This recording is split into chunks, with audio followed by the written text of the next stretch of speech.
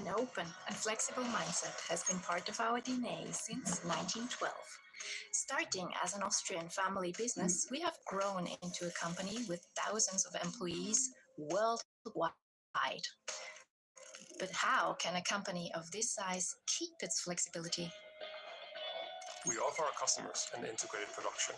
We roll the material, print it, laminate it, cut it, form it, and deliver it safely. Throughout all these steps, we take care of our people's health and safety. Because there would be no flexibility at all without the team at Constantia Flexibles. We all have different talents, and we're eager to unwrap them because we share the same passion. We envision a world in which packaging provides people with the highest benefits at the lowest impact on the environment. And we've got this covered. We constantly improve our environmental footprint by developing more sustainable products which protect everyday goods. Our packaging also protects pharmaceuticals, ensuring safe delivery of medication to save lives together with our industry partners. To us, it's all about flexibility, especially when it comes to fostering growth and progress. We think things further wherever we can. That is why we're advancing the future of e-mobility with cutting-edge materials designed to power tomorrow's technologies. Unexpected for a packaging company? We believe in the ejula nomuntu obekafika endlini futhi nakhona sihlale so-3 phuze engabe siyaphuza yabo. Ukuthola kanjani lokho? Indaba ehlali phansi swami lana yabo. And nakhona nami inhlobo yomuntu enguyena ebantwini yabo. Bayawazi abantu ukuthi bengafihleli izinto bengitshela iqiniso yabo. Ngikonfront futhi ngimbuza hayi mfisi. Yazi la kunento engithi ngiyayimeja ngomqondo ngiyabala futhi ngibala isikhathi sokuthi wena futhi ngabe umuntu uzoteta nini ayi correspond lento yabo. Angivule nge-attitude yabo. Sixabane warubara ugcine sengitshela nanokuthi vele wena yabo umsebenzi wakho awukho ungenze lutho vele manje udliwa yimina yabo wabale zonke lezo zinto lezo. Mama, yamuzwa uthini Sifiso? Ngimuzwa kahle. Afi meyibala zonke lezi zinto lezi fiyabuhlungu mina yabo. And nakhona njengoba ijona nalofethu lo hayi ukuthi uqala ngayo yabo lo sekuphuma manje indaba eningi yabo ebengazazi yabo lo ekade ifihliwe. Kambe mfethu angisho ukuthi ngaba happy ngento engayenza yabo. Kodwa ngangingenayo indlela engangenza ngayo lapha ngoba yangihlukumeza kakhulu lento leyana ngizime ngisho futhi ukuthi ngingayila nje sinoma kanjani yabo because ngisho umbone because ngeke ngibone ngala seyini. Ngivukelwa yilo wamunye lo yabo ukuthi angixhaphaza lo muntu lo yabo futhi akekho umuntu engangaya kuyena ngifike ngithi mina ngizomtshela lo muntu ukuthi lo usenzeni yabo. Umuntu othandayo yabo ukwenza lezi zinto mase edakiwe phela uma happy phela mhlawumbe nokwaya ngaleso sikhathi yabo. I-decision enganginayo ngaleso sikhathi indlela engangicasuke ngayo ngoba ukuthi ngimfundise yona lento ayiyona manje. Wow. Wenza njani enganeni yami? Wayifundisa ini? Wayifundisa ini Sifiso? Waphela wena mangabe kwawukuthi wawunenkinga, kwafanele uze kumina njengoba sasazi ukuthi nihambile nobabili savumelana njengabazali sanahamba. Mangabe sekunika inkinga, kwafanele ubuye back kumina uzongitshela ukuthi wena unenkinga ngokuthi ngo-1 no-2, hayi ukuthi uyithathele i-decision wena. Yabona kulula ma ukuthi usho wena ngendlela osho ngayo njengamanje kodwa mina indlela engicasuke ngayo because namanje yabo ngisenakho lokhu ukuthi ngisho ngiyibuka le ngane yabona.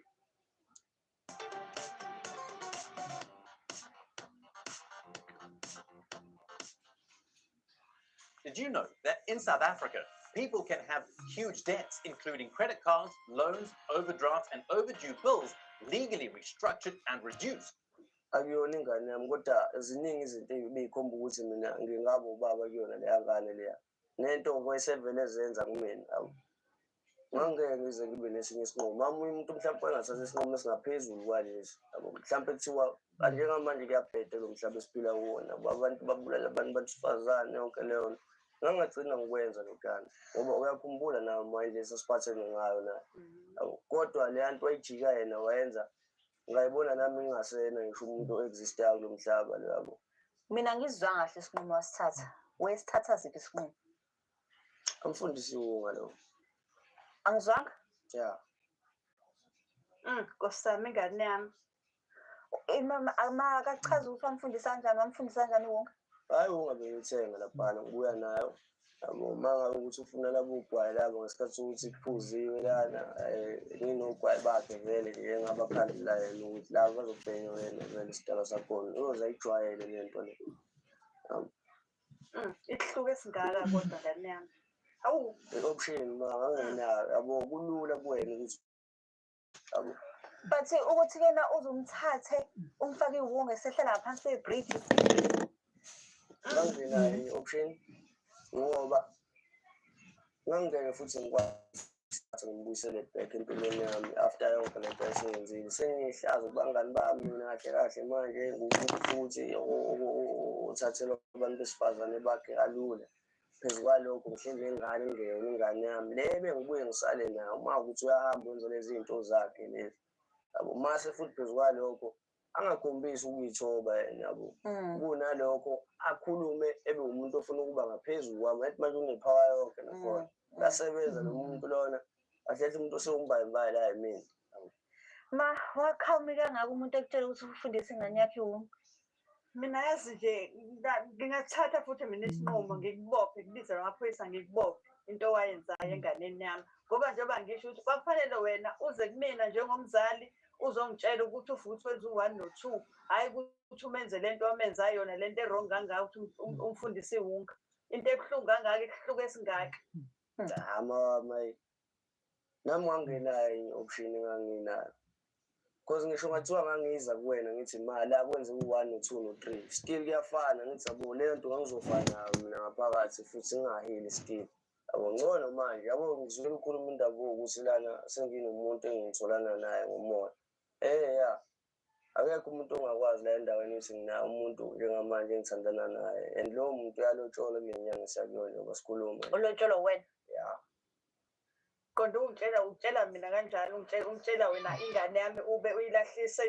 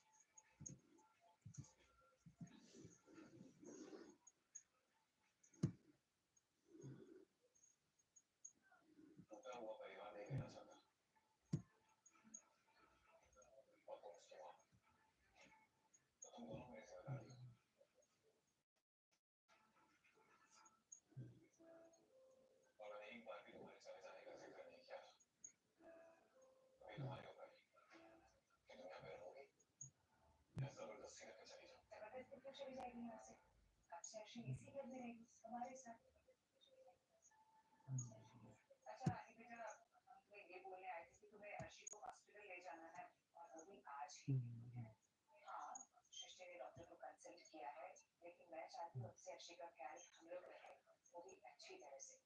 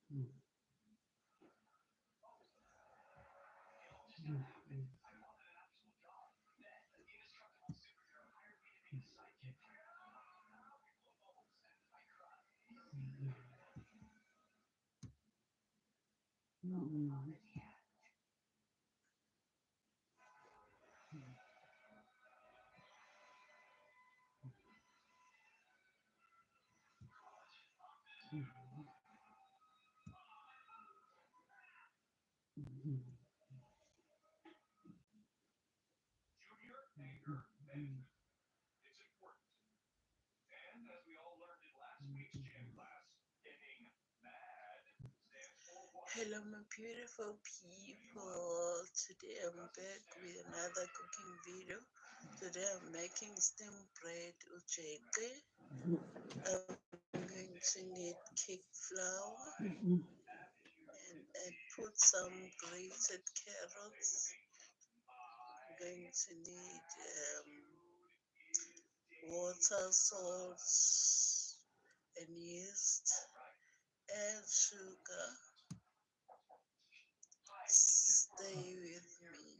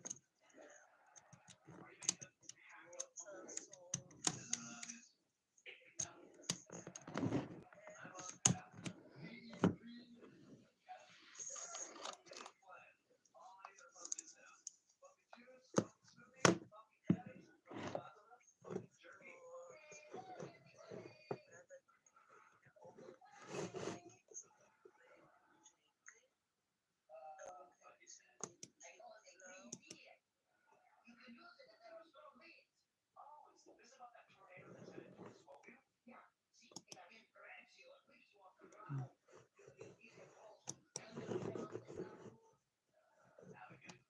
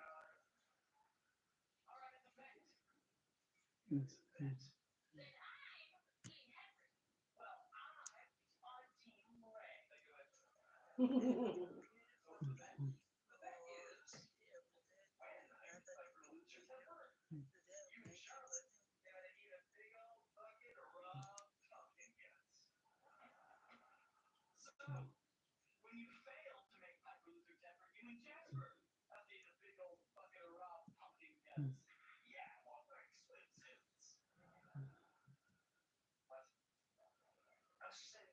Why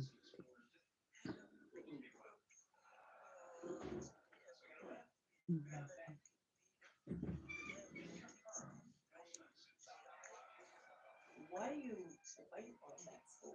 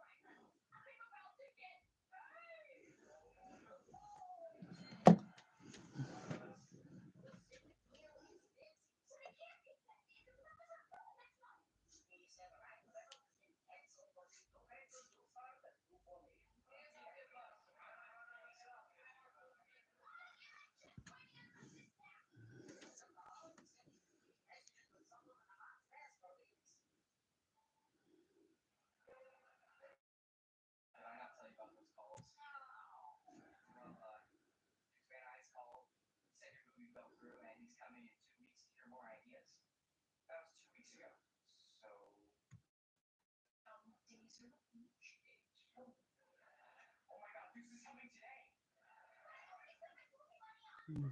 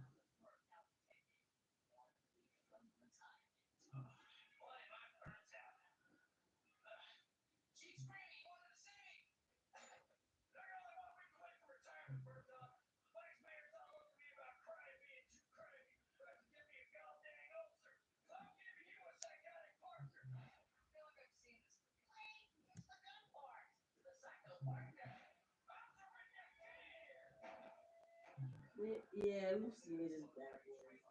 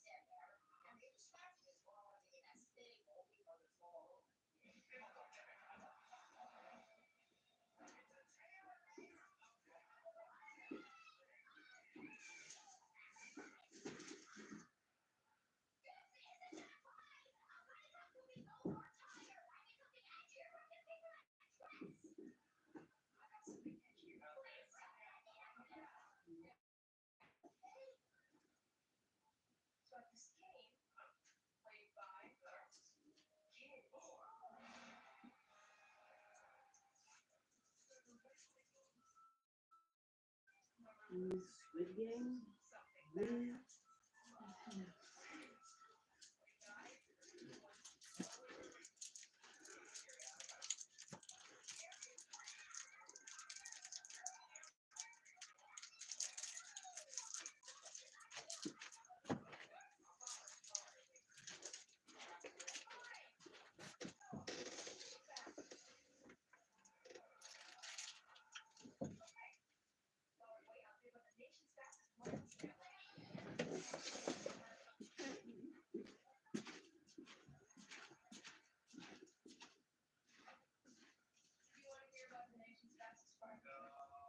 Mm. Mm.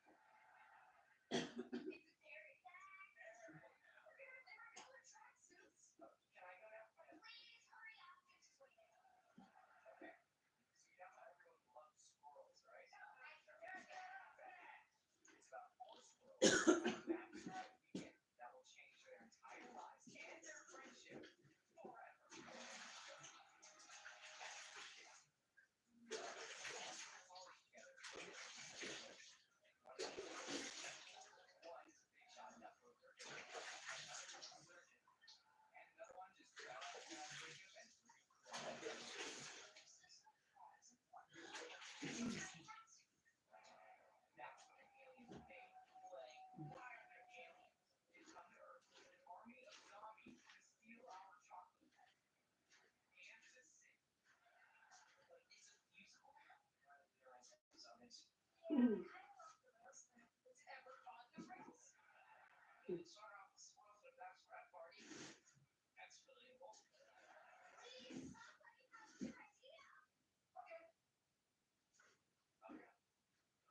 Mm.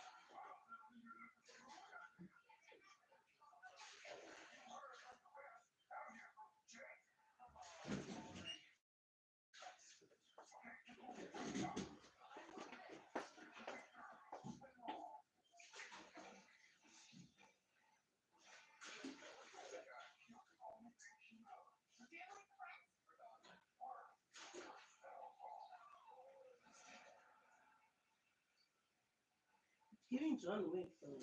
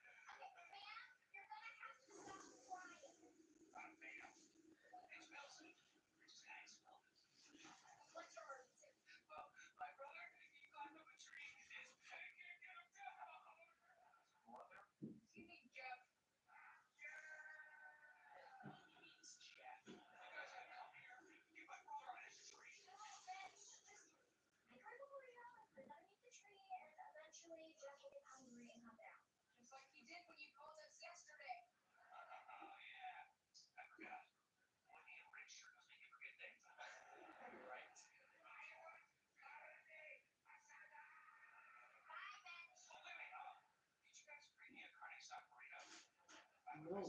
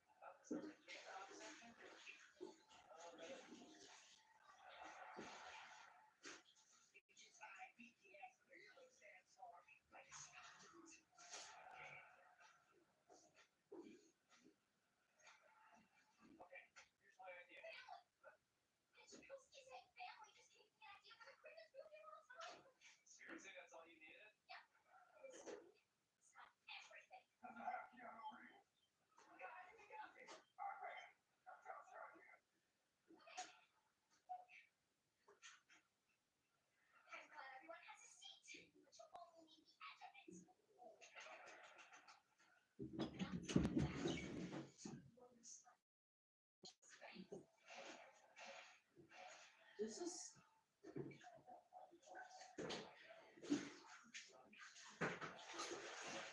Star Wars.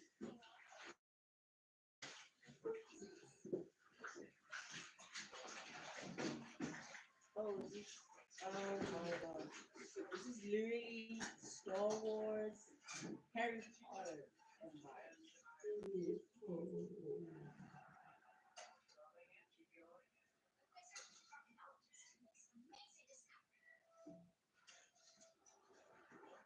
Which one is this one?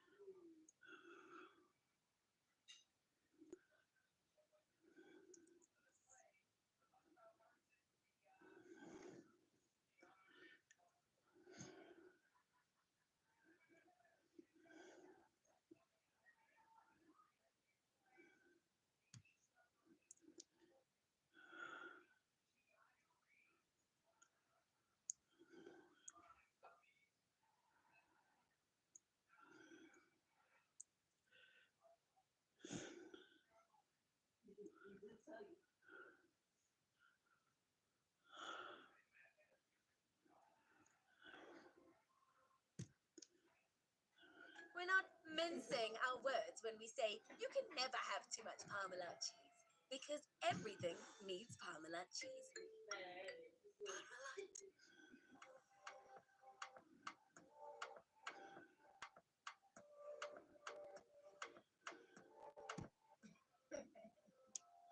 $67,802. Total earnings 71,879.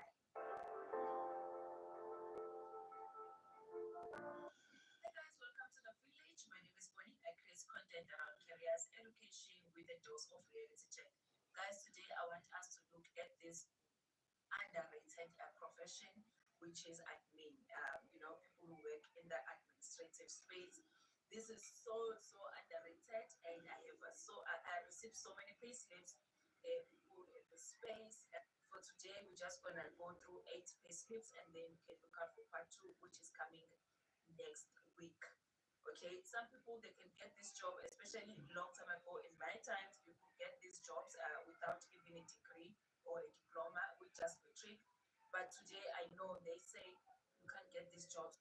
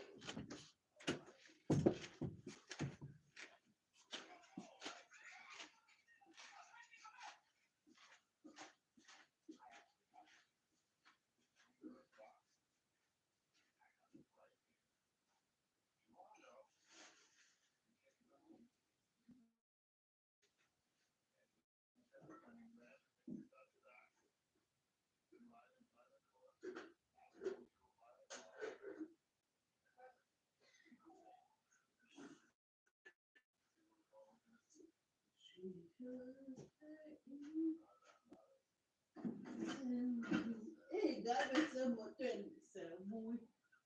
Ah, my king, Jason.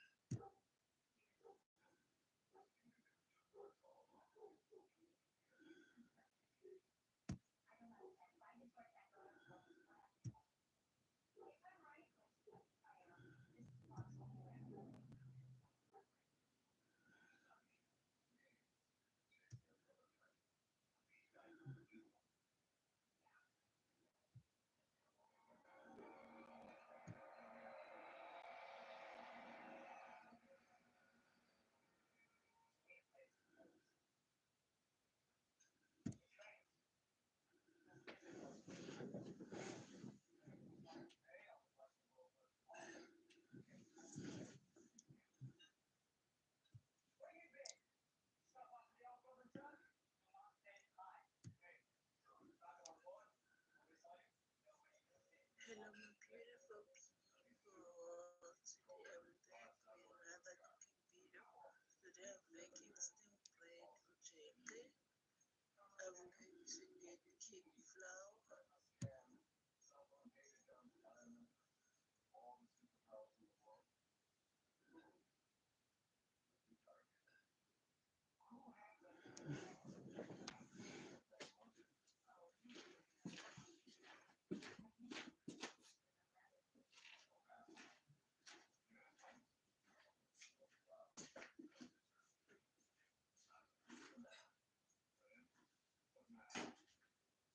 flour,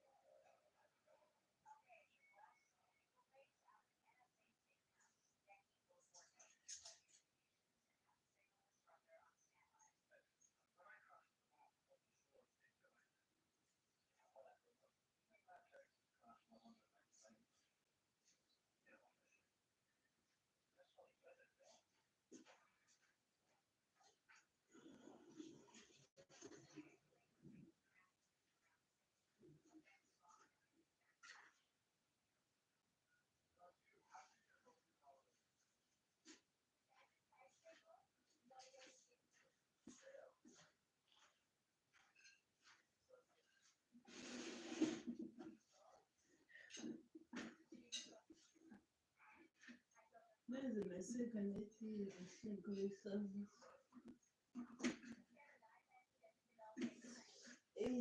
yazi mina nje uma wajwayele ukuphuza sasiphuza itiye sonke ndawo anginakwenza anisakwenza sinekanje kokuphuza itiye njalo ndawo ngisaqale ngetiye esigcina ukudla qale ngiqedile angangazi indaba sesingenza ngathi umthetho nje eletiyini silale sisapheka uma azizovukani sicasu sesiqubule sisemakameleni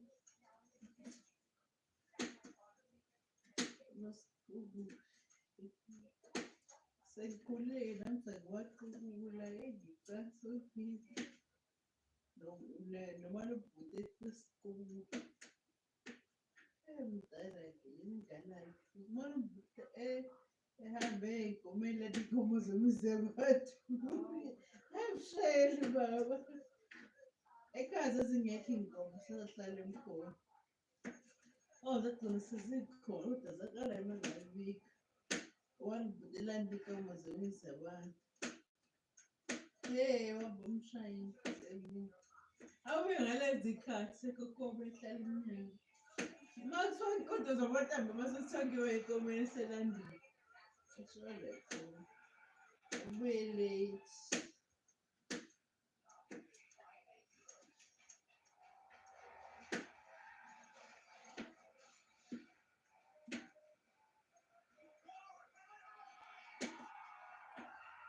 ngabuka umane umbutazingena mbaya wageyesayilanda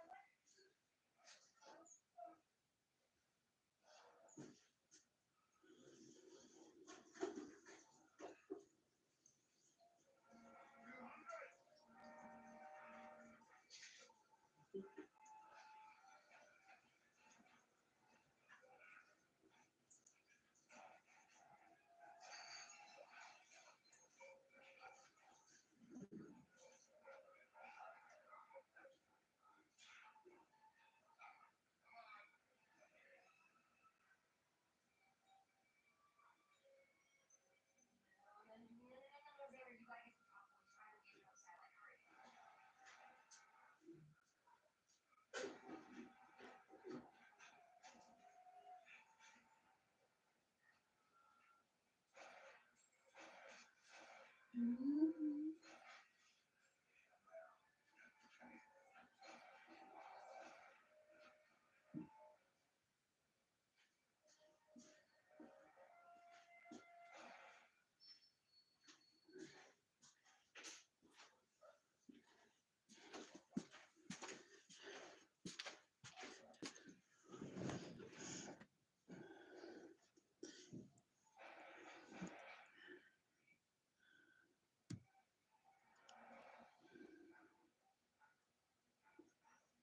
my beautiful people. Today I'm going to start with I'm going to keep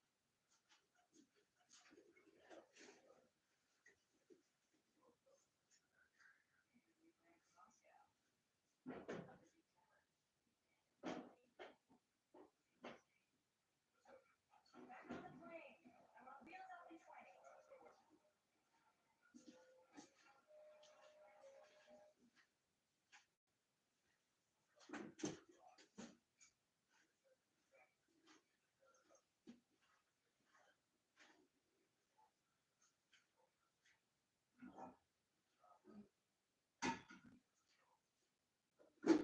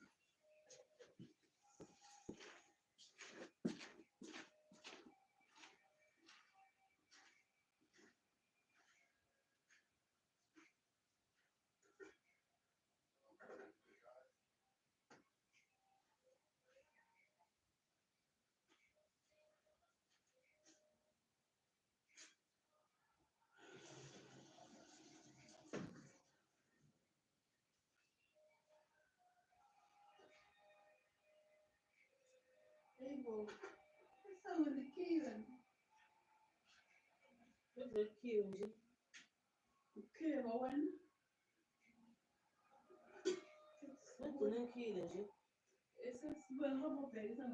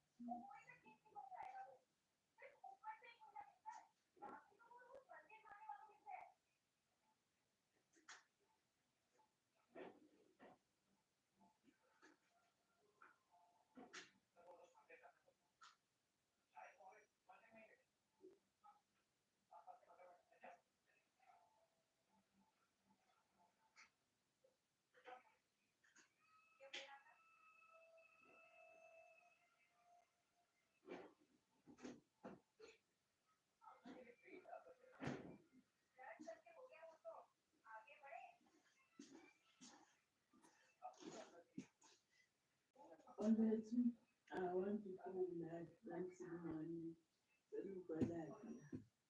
Yes. Kubi,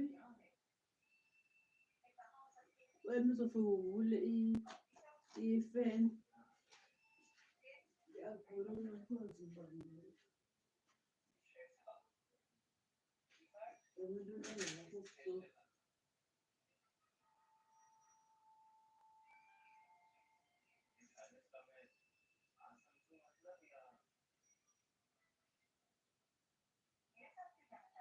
Noma ngizosebenza ngizolala lakini.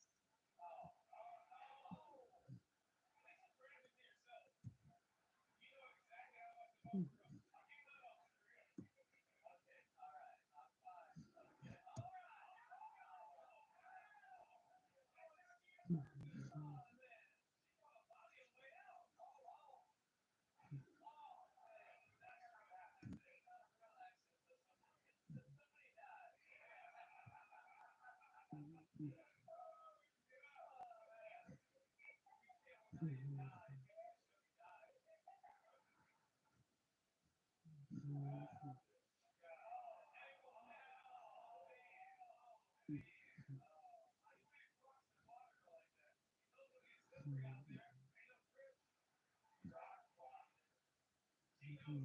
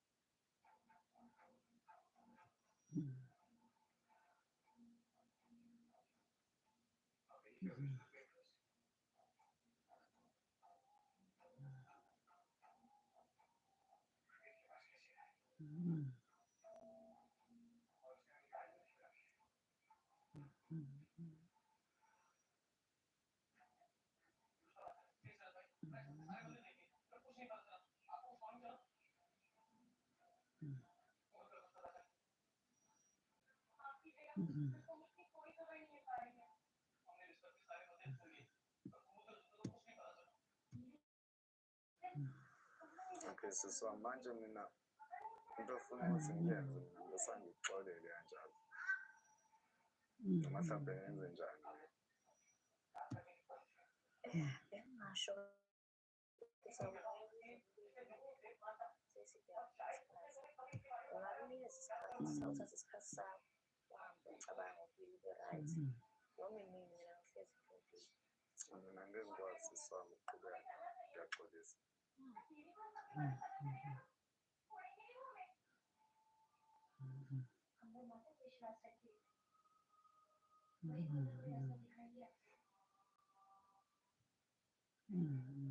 Ngiyabingelela nanke ababukeli be-Black Life TV kuhlelo esibiza ngokuthi i-Love Back igama lami uStufuza Tangamantezulu. So-ke ngivakashele guest namhlanje ngesimanga sokuthi nakanjani kukhona lo muntu usenhlizweni yakhe asafisa ukuthi baphinde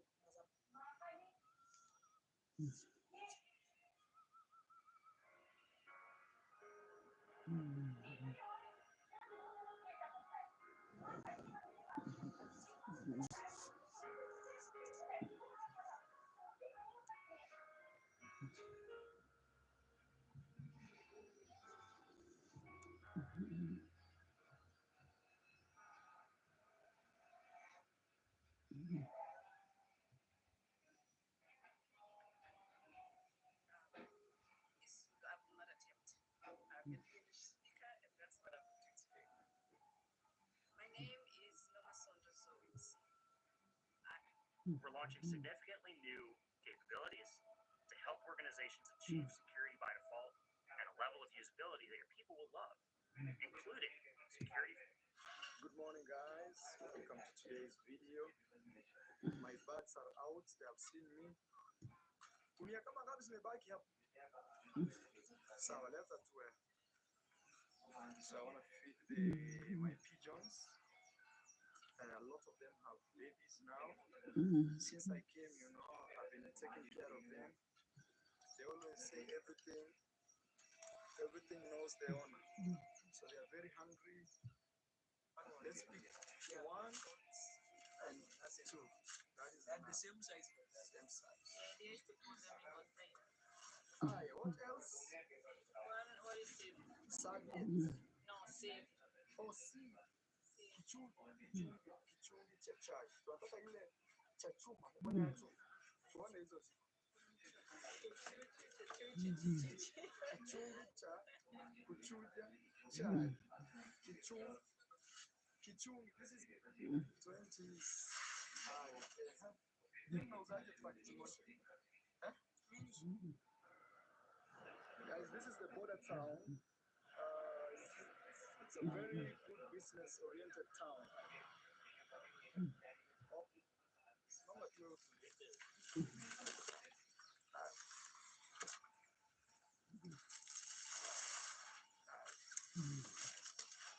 is rice.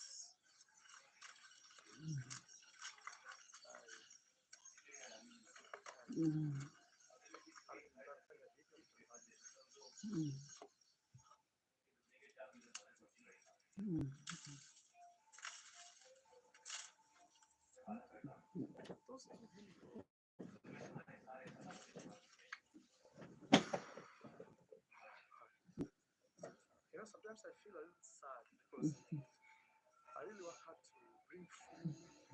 Sure, yeah, there. We see them. Right there, man. So if I scare them like that, they will be afraid to come here. So they can maintain. Okay. But the dad is very strict. They cannot allow them to eat or collect extra don't belong to them. The dad is very strict. He's a very good man. But maybe the boy, because lately the dad has not been farming here. He moved to the city. He has a business there, a shop.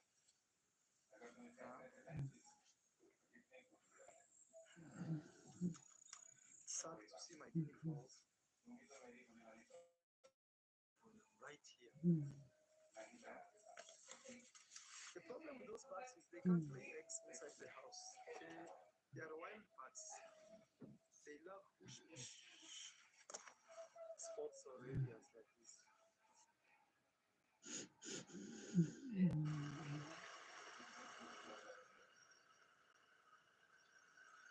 Hello guys, welcome to a new video. I'm with Geneva. Hello, beautiful guys. I hope you are doing well. We are on the way to heading border town. Yes, I'm on a mission today. I'm going to buy Maisha the mattress for his bed. He's been sleeping with us. I'm a little bit nostalgic because I like sleeping with Maisha. Now he's going to have his own bed and sleeping alone. But it's okay, I get back to sleeping with my husband. Let's go. We are going to border town where all the markets are. I need to withdraw some money, pass by the bank, and then we will look for a mattress and some bed sheets as well, and let's go.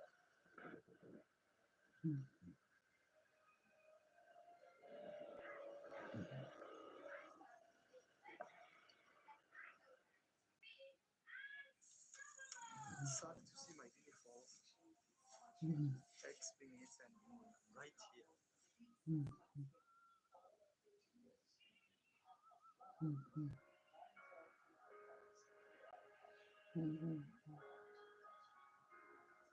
Mhm.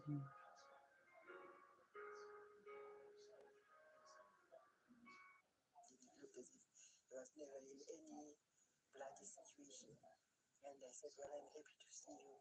I don't think I asked him a lot of questions because he was also fugitive. He didn't stay, he just went. He looks disturbed. You know, I think that is because he just did something natural to pick up somebody who was injured and ran to the clinic. He didn't know to blow out of proportion and become such a big thing. Okay, most people meant well. They just thought he was a hero. Maybe because there was that photo, which maybe it wasn't taken, or he didn't pick up the Hector, there would be a Mbusa or a Hector. Now it didn't excite him. It worried him. To him, it was like he didn't do something very right. He didn't understand the mystery actions. He couldn't speak anything that time. He couldn't say nothing. He was shattered, you know. And he wished there was a way we could have prevented it. There was also a sense of guilt on our part, but from we, it was broken down because he said to us, "You see, guys, I told you that this might happen."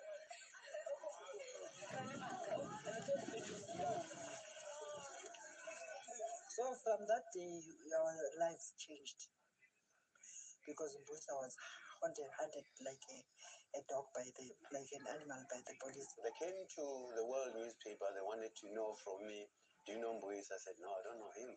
So yeah, you took him the pictures. That picture of Hector Peterson and Mbuisa and the sister.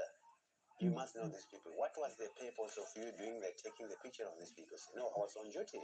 As a journalist, I have to check anything that's happening. He said, yes, we need that man. Why he had an interest of carrying that young man?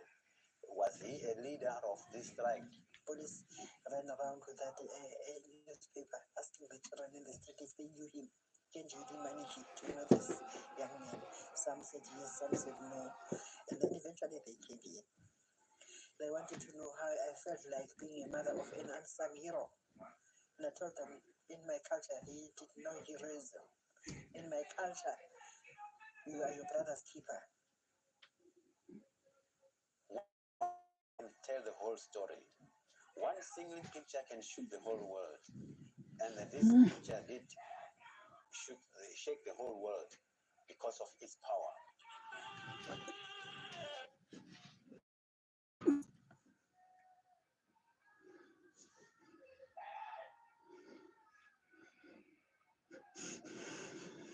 When you visit the Hector Peterson Memorial in Soweto, you are drawn in by this iconic image. For local and international tourists, it's a work of art that explains parts of South Africa's history. But for one man in Botswana, there's a lot more to this photo than a history lesson. One day I just come across this picture and I'm like, wow, this guy kind of looks like me. Get home, ask my mom, who's this guy? No, this isn't Lisa. This is your dad. Because I used to, from a very young age, I used to visit my dad's family in Soweto over school holidays, or just before school, it was just for Christmas holidays and stuff. But then it never registered in my mind that I had a popular father. Mbuyisa Makubu had a child named Tato Mokhele in Botswana. Now, to understand how this June 16 hero ended up in a foreign country, we first need to look at events leading up to the moment this photo was taken. Let's go back to the winter of 1976. Student activists gathered at this community hall in Orlando East, Soweto. They discussed a controversial announcement that had been made by the Department of Bantu Education. Subjects like mathematics, geography, and history would be taught in Afrikaans. But township learners were not happy because this language was associated with racial oppression. It was an education system that was meant to make black people to see the greener pastures, but not reach them. So, in another way of making them not to reach them, let them study in our language so that they can become good gardeners, good housemates, and that can speak with the boss being the white boss. When the National Party government rejected the pleas of black learners, mass demonstrations were organized. Thousands of students marched through Soweto on the 16th of June 1976. Dozens of police officers were sent in to disperse the crowds. They then released dogs. The only defense against those police dogs was stones. So students used stones to kill the dogs. And a dog that died and made the police to start even wanting to use live bullets on us. In that chaos, Orlando resident Mbuyisa Makubu tried to help a 12-year-old boy who'd been shot. A photographer spotted him and captured the moment the 18-year-old man tried to save the life of Hector Peterson. The image was iconic and made headlines across the world. The apartheid government faced international condemnation. Mbuyisa's name was on the police's wanted list. This is the reason he secretly crossed the border into Botswana. Arriving in Botswana, he stayed with the Mabandlas. I think, one of the Mabandlas was a minister, the lady, Bridget Mabandla. They were both teachers at Molifi Secondary School in Mochudi, which is my hometown. And that's how they met with my mom. But even in that country, 18-year-old Mbuyisa felt unsafe. There are a lot of spies in Botswana at that time. Either guys also who were allegedly ANC would threat on other people for their families to be fed in exchange for money or something. So they felt Mbuyisa and a lot of other students were not safe. So some were taken to Tanzania, the others Nigeria. My father was in the crew that left for Nigeria. While in Nigeria, Mbuyisa wrote to his family. But in 1978, the letters stopped. Nobody heard from him again. In the decades that followed, Mbuyisa's relatives, including his son, traveled to Nigeria hoping to get answers. But they came back empty-handed. I came back very depressed because the same stories you'd hear that he walked into the ocean saying he's walking to Jamaica, or someone said they used to smoke,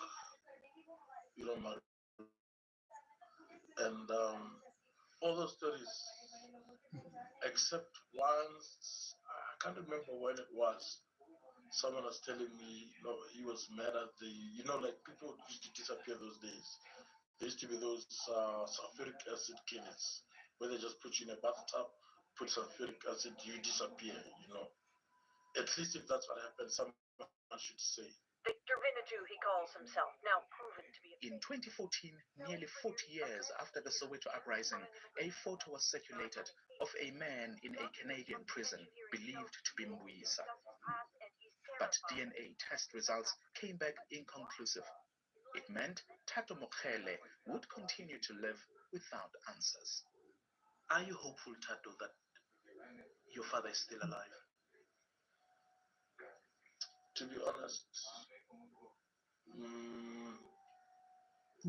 as much as I wish he was alive, from what I've gathered, either media or just people who knew him, like from high school, old friends, and the society, I'd really like to believe he has passed on.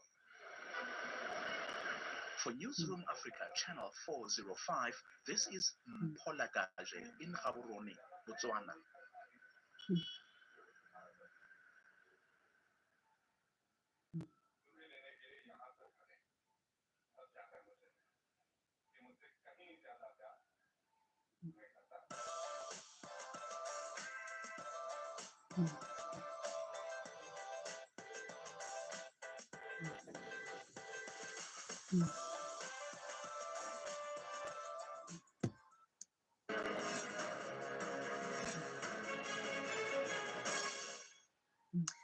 And welcome back. As part of Youth Month and a day after June 60, we look at the legacy of that historic moment. And if pictures tell 1,000 words or untold stories, well, an iconic picture taken by photographer Sam Nzima showed Mbuyisa Makubo carrying Hector Peterson after Peterson was shot during the Soweto uprising in 1976. That memory still lives on.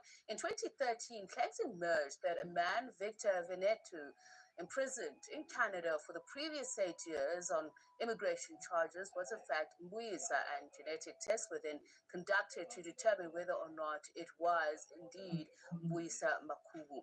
His family joins us now to tell us how that day has caused painful memories and anguish till today. We're joined now by Ntsigi Gwen Makubu, who is Mbuyisa Makubu's sister, and his nephews, Fiso Makubu. A very good evening to you both. Thank you very much for speaking to us. Thank you, Sibiso. Thank you for having us. Sister Ntsigi, I was actually saying, and for me, when we talk about June 16, that particular photo, those two individuals, that is literally how we capture it in our minds. I'm just curious, you as his sister, when you see that picture, what kind of memories does it bring up for you? What life does it tell us of? I'm going to be honest with you, that picture, because I walked the journey with him after June 16 until I purchased things when he left for Botswana. It used to really riddle me. So what I did was to close him out, like look at him like anybody looks at him, not like his sister, because it was too much. As I felt on June 16, I would never leave bed.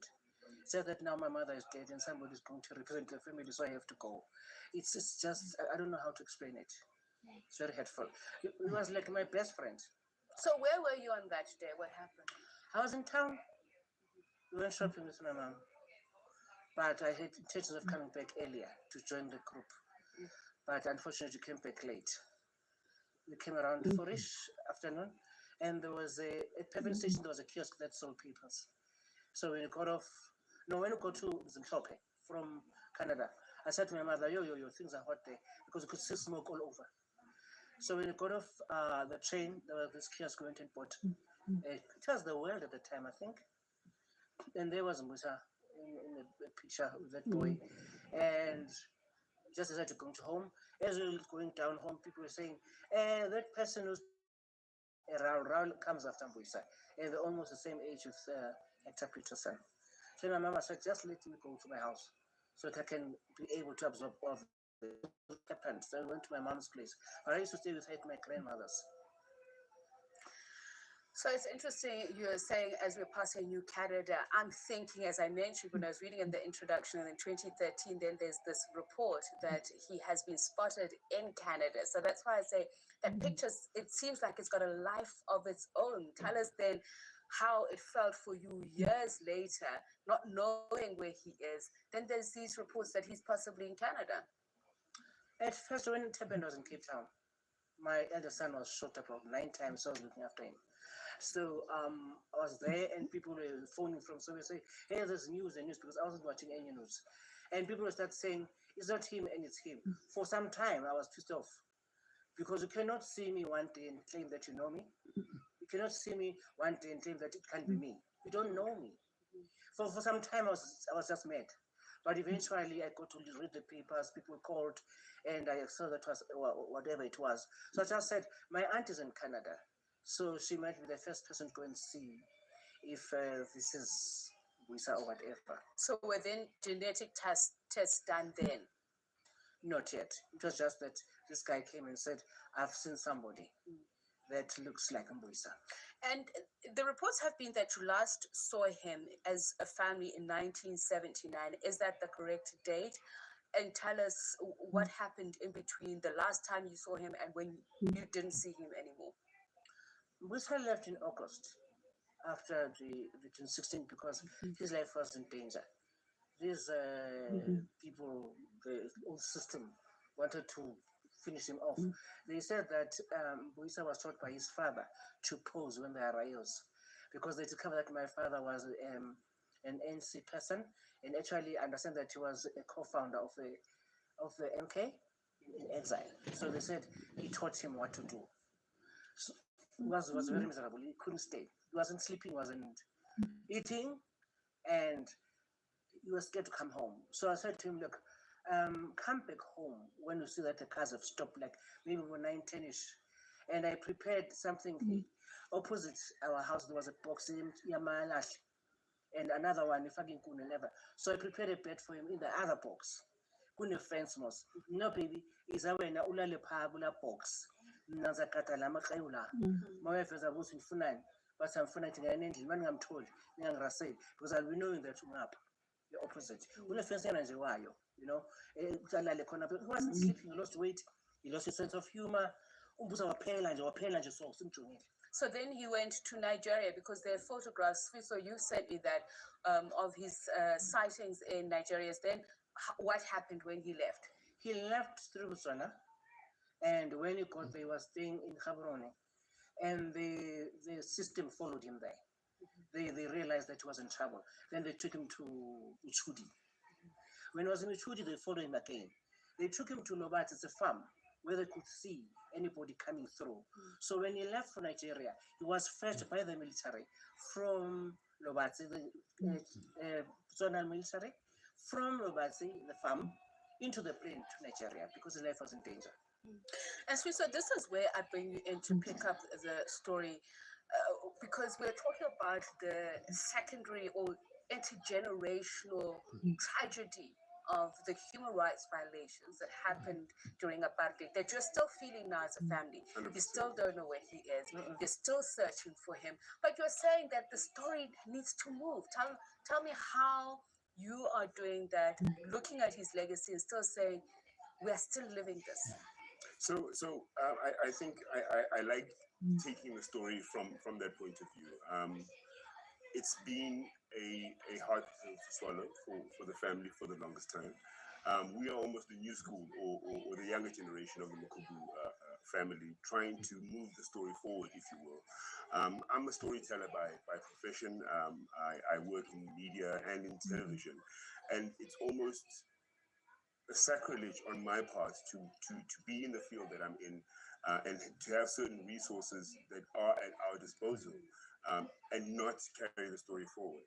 But how are you doing that? Because I'm trying to understand that, you know, it's interesting when we talk about liberation struggle heroes, he's known as that, but not really much is known about him, his life, his contribution. 100%. So we've decided as a family to not leave things to external forces, to rather take the story on our own and literally do exactly that. Teach people about not only the story, which has been told over and over again, but to personalize it more and to tell the story of not just who Mbuyisa was, but by extension, his younger brother, his sister, and all of us by extension who are part. I mean, I have children of my own, and you know, when we speak about history, we speak about June 16 and what happened then. You know, there's always a stumbling block, with not just me, but with many of my siblings. We say to them in terms of the story. I can even see my kids asking me one day to say, but why didn't you do anything yourself to carry on from where our elders have tried, quite unsuccessfully up until now, but we all have been, you know, trying our best in any which way to kind of move the story forward. And I'd like to talk about the personal impact on you, the younger generation, in just a moment. Sister Ntsigi, so have you received any help in trying then to find out, is this really Mbuyisa? If so, how do we bring him back? How do we know, you know? I started trying after the arts and culture said, in fact, they did something before and they stopped. So there was pressure that this thing has just been left in the league. So what happened is, was the minister of arts and culture, he called me, invited me to his office and said, Sister Ntsigi, we are confused here. We're having a lot of people coming in and are claiming to be Makubu. So as SARS saying, no, don't worry. These are all fakes. These are people who came out of the cracks of the wall who don't know us, but now the surname is the same. They decide that they can claim. And I told them, I'm the only Makubu left. Rana was still alive, but was very ill. I told them, anything you want, this is my family, you come to me. So they continued after that. And Umama died not knowing where Mbuyisa is. No. Does the family believe that there is a chance that it is indeed Mbuyisa Makubu who is in Canada? From the Mandy, when I sent us the picture where they were matching the forehead and everything else, to be honest, when it got there, then I thought it could be him. You know why? Because it doesn't really look like him, but I saw two of my cousins who had cancer. Yeah, but it's closer changing to they just changed. Omnye the bus station, I couldn't recognize it. So that maybe he's suffering a gula, I'm mentally disturbed, maybe them changing. But that's the thing that made me sure if I would go, it's all right. So we're running out of time, Sfi. So I want to take it back. You draw an interesting correlation between history and the responsibility of this current generation. So while you're still looking, what stories would you like to tell South Africa and the world about the effects, the impact of the victims of the apartheid era? If I may, it's not even a quote. It's a line that my aunt used in some of the interviews that she's done, and literally my family, by extension, but particularly Aunt Ziggy's family, has not celebrated Christmas literally since 1978, because this since that's even worse, because space Sarambu is not there. And so every time, whether it's a family tradition that was supposed to go on, that can't go on now because there's one of us still missing, it also affects us in a huge way. It's a sore that needs to kind of be mended. I was born in 1976 myself, so I almost feel like a carrier or a representative of what the youth should have been, or what the youth strives to be. And we're living in 2023 now, and it's June 16, and it's almost a forgotten thing or something that's celebrated on June 16. But for us as a family, it's a very painful scar. And if anything, our efforts now is literally to simplify it as much as possible, make it a personal story, and if we ourselves as a family go to Canada, it might not be him in terms of Winnetou. However, I, as a storyteller, have broadened the scope to say it's not just Mpuisa, it's many more families from that era that are still missing. I've got people reaching out to me. Some have found their family members, some are still looking. So this is almost a beacon to say, there are families like us. Find and create healing. Thank you so much for your time. Sfiso Makubu is the nephew, and Mam Ziggy Gwen Makubu is the sister to Mbisa Makubu. And we mentioned that iconic picture that is often how he's shown as he carries Hector. He was shot during those 1976 June.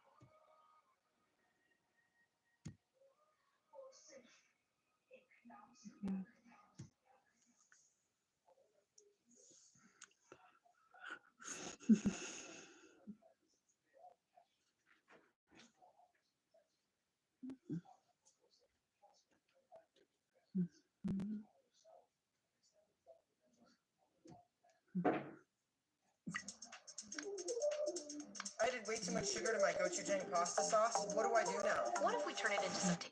Sibingelele bazalwane ngegama likaJesu. Igama lami nguNompumelelo Ngwakadlamini. Namhlanje ngihleli esitulweni sababo ekhaya, ngihleli esitulweni sababo Dlamini. Ngenxa yokuthi ubambekile ngapha koThekwini ngomsebenzi, so ngase ngithi hayi awungami umsebenzi ngikhona maqhubeke. Ngibingelele nje kakhulu bonke abasibukele emakhaya ngegama likaJesu. Namhlanje ke angihambi ngedwa, ngihamba ne-guest yethu ezivakashele all the way from Cape Town. But ke before ngim-introduce ngizocela nje ukuthi lapha ekhaya ukhuleke kanye nathi before senze noma yini simnene kwababa uNkulunkulu. So ngizocela nje sigibiseni amakhanda and pray. Baba ngegama likaJesu Kristu waseNazaretha, Moya Ongcwele nabathina uNkulunkulu wethu onamandla wonke nomntwana wakhe egameni likaJesu.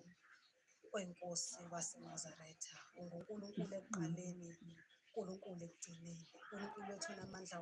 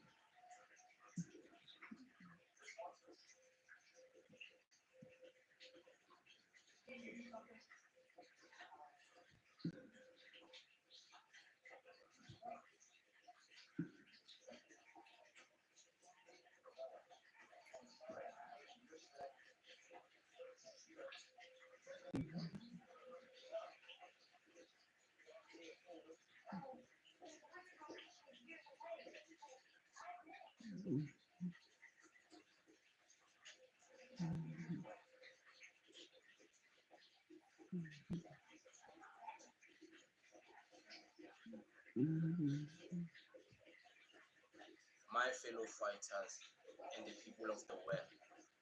Today I'm about to expose to you very shocking information. This information you are about to hear today, there is no any other YouTuber who's gonna let you know this kind of information. This is the information that is hidden from the public and I'm about to expose to you. But before we get to that, there's been plenty of people attacking me and calling me a traitor for not supporting a fellow Tonga man, Floyd Shibang, on the basis that we are both Tonga, so I should be supporting him because he's also Tonga. Let me tell you something, guys. People don't do those tribalistic politics. Tonga people don't do tribalistic politics. And that's the reason why I believe Floyd Shibam's political party will be very rejected by Tonga people. And that's a fact. And I'm gonna tell you why that's a fact. Because I'm Tonga. I know my fellow Tonga people. They will reject Floyd Shibam's political party. They will reject him the same way they rejected him when he was campaigning for the EFF in his own neighborhood in Kiani, Mahonis. They didn't vote for the EFF, the same EFF he was campaigning for. They will reject him the same way they rejected their very own Papa Penny when he tried to campaign for Umkhonto Wesizwe to the Tonga demographic. They rejected Papa Penny and MK Party. They will reject Floyd Shibambu the same way they rejected our beautiful sister, the current MK Party chief whip in Parliament, Madam Colleen Makubele, when she was promoting SAR. They will reject Floyd Shibambu like the same way they rejected their very own big celebrity, Penny Mayengani, when he started a political party. They rejected him too. Because we don't do tribalistic politics in Limpopo as Tonga people. And one thing I can tell you about Tonga people, they love the ANC so much. Tonga people love the ANC. As much as there's all these this campaigning of the ANC. Tonga people don't hear that. They don't believe that. They still vote for the ANC. Do you know why Tonga people, majority of them vote for the ANC? It's because here in Limpopo, in the rural areas, there's elderly people. There's our Mkulu, our Gogo, and maybe a little bit elderly people. Many of them Pumi pension. Many of them are Gogo, and the youth and the little bit young elders. They are not here. Many of them are out there, whether in Johannesburg, working. The youth is in universities, varsities, and the young kids who are left there in school. Many of them can't vote. So majority of the voter base is people who are benefiting from the ANC. The elders, those elders, they are getting old age pensions from the ANC.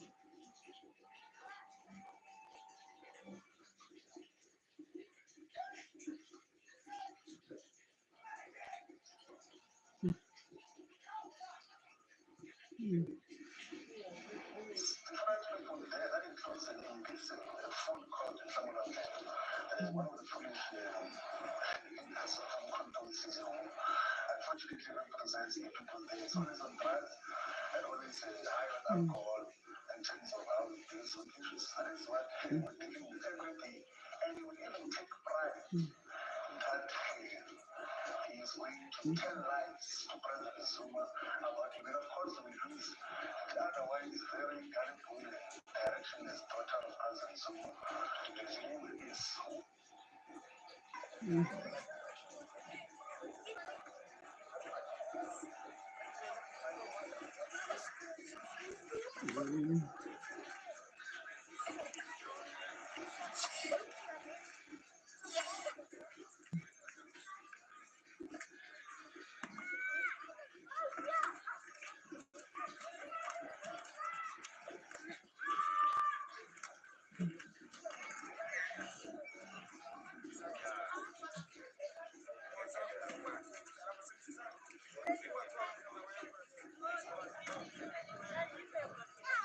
They can do what they do because this is their country. And from the day when we ask them, and we still ask them, we ask them when we are still in by the UNCR, if they can just give us the letter or drop us in any border, we can get help. Then to be treating now, it's 6 years is going. Then